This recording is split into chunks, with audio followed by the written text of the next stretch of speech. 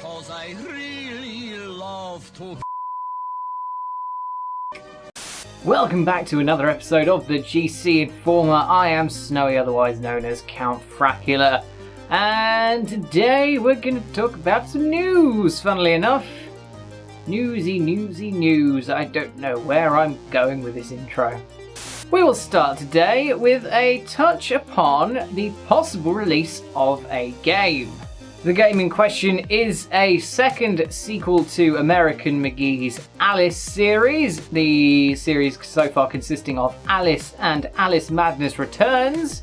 The series differs from the original stories by having the Wonderland portrayed, instead of sort of a fantasy thing that she actually goes to, it's a weird place in Alice's mind, and it represents her sanity.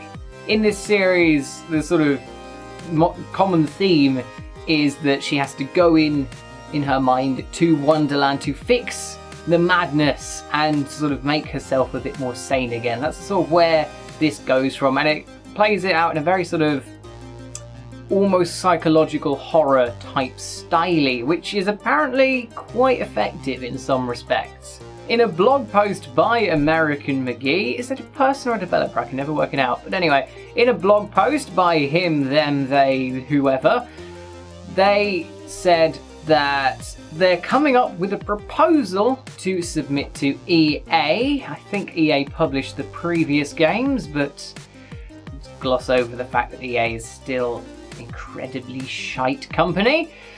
Oh well. A proposal that will include a vague outline of what the game will contain and a vague business model, which sounds... Ooh, I hope that this doesn't go down the DLC microtransaction route, but yeah, it might just be a budget. I don't know. That's the way they've phrased it is not amazing. American McGee also said in this blog post that if they wanted to show their interest for the project, and such interest might actually help get it greenlit by EA, then they should sign up to a mailing list on the blog, which you can do.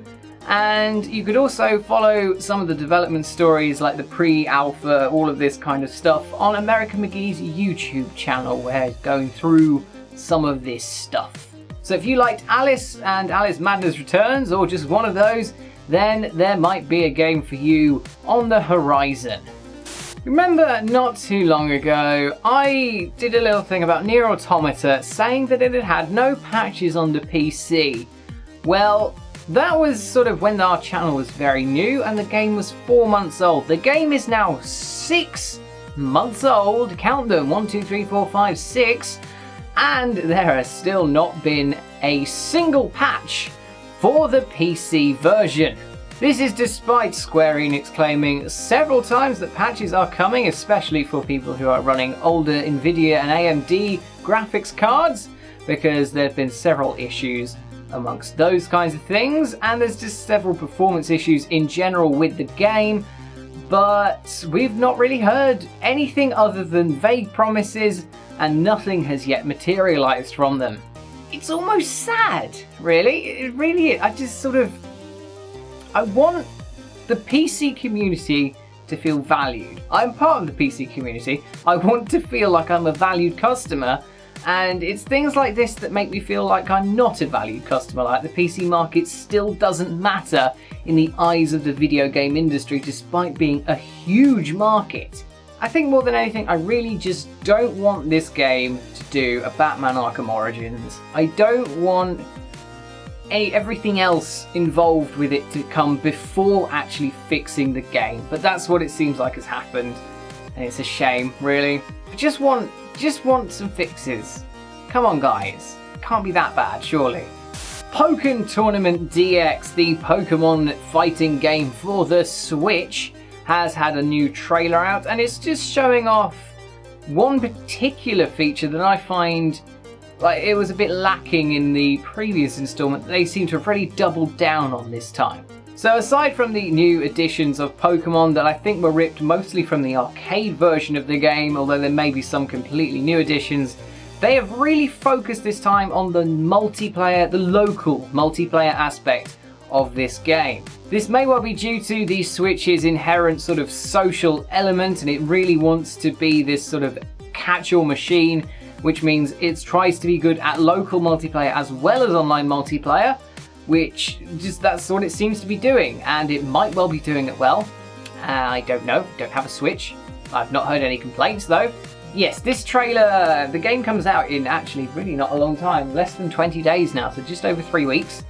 And it really does seem to be emphasizing local multiplayer, which is one thing that I really love about games, especially console games. One of the best aspects about console games is the fact that you can just pick up 2 controllers with some friends and just play some games, because that's one thing that the PC experience doesn't necessarily have. As much as I'm mostly a solo player, I play a lot of single player games, I'm still very much open to the local multiplayer and even the occasional online multiplayer game. And please, more of that stuff. Do what you do best, Nintendo, because party games do them really well. But please, just keep doing this and keep doing it well. The new No More Heroes game, which was announced just a few weeks ago now, not even that, maybe last week, is called No More Heroes Travis Returns, except for the fact Travis does not return. The original voice actor for the main character, Travis Touchdown, Robin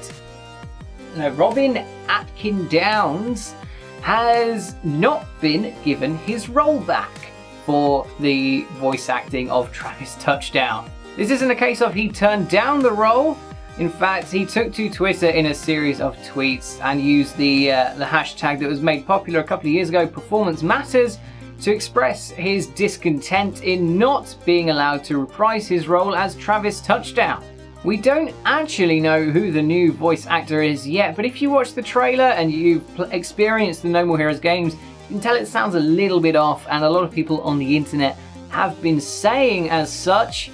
And you know what? More than anything, it's a shame. It really is, because this keeps happening. It happened with Snake in Metal Gear Solid 5. They changed David Hayter to Kiefer Sutherland because Kiefer Sutherland is a celebrity. Regardless of your viewpoint on No More Heroes or the new game or anything like that, this is not the best situation. It's a bit shitty. I kind of feel sorry for the voice actor in question, Robin Atkin Downs. And yeah, performance matters. Hashtag performance matters.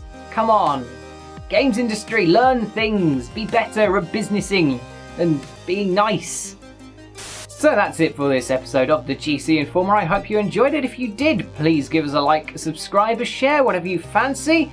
And our social links are down in the description, including a link to our Discord server where you can hang out with us in a little public chat room, which is very nice. If you like me, I do streaming on twitch.tv/metalnerddude. I have far too many internet names, and you can find me on Twitter at @SnowyDuffield. Thanks very much for watching. I hope you enjoyed it, and I will see you next time for more news.